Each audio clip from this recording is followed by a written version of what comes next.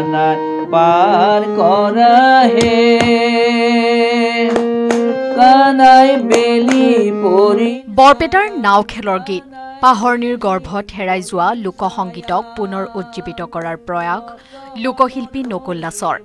সময়ৰ সুত পাহৰণিৰ গৰ্ভত এসময়ৰ জনপ্ৰিয় আৰু সাংস্কৃতিকভাৱে সমৃদ্ধ বৰপেটাৰ নাও খেলৰ গীত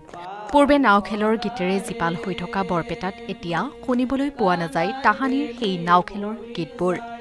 কানাই বেলি পৰি ছায়া নষ্ট হল মোৰ ধৰিৰ ভাণ্ড বাজাৰ হল মোৰ বয়া কানাই পাৰ কৰা আই ৰাধা ৰব চনে কানু হাহে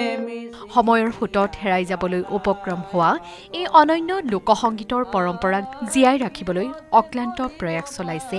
বৰপেটাৰ গজিয়া সত্ৰৰ নিবাসী বিখ্যাত লোকসংগীত শিল্পী নকুল দাসে সৰুৰে পৰাই লোকসংগীতৰ সৈতে জড়িত হৈ অহা নকুল দাসে পূৰ্বৰ স্মৃতি ৰোমন্থন কৰি প্ৰকাশ কৰিলে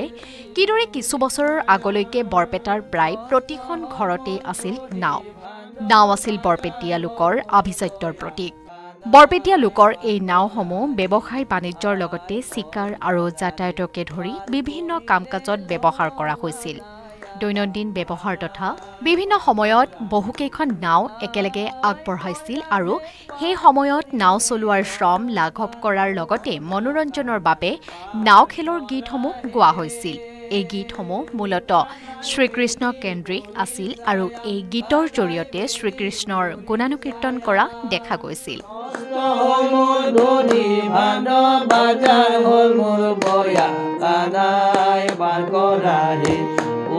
ঘাটে নাও চাপে দিয়া ও বনমালী ঘাটে নাও চাপে দিয়া ও বনমালী আমি আকৌ নাজানো অবু ছোৱালী ঘাটে নাও চাপে দিয়া ও বনমালী আৰু এঠাইৰ পৰা আন ঠাইলৈ যাব লগা হ'লে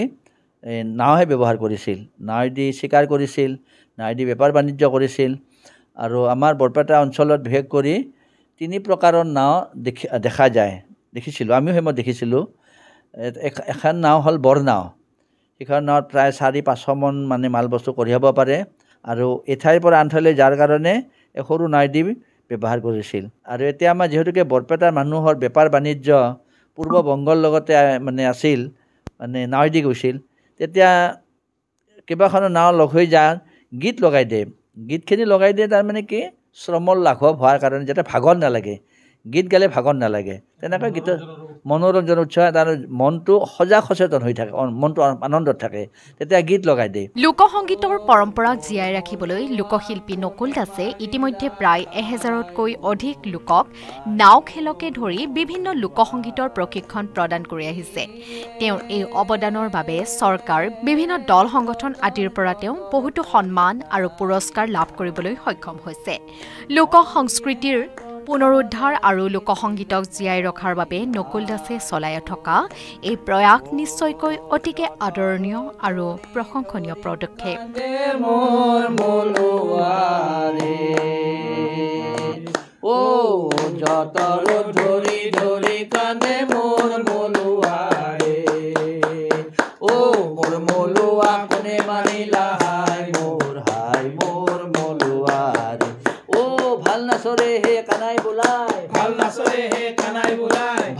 বৰপেটাৰ পৰা জিলিয়াছ দাসৰ ৰিপৰ্ট লোকেল 18 ওহ ৰাম ওহ হৰি এ জুৰবা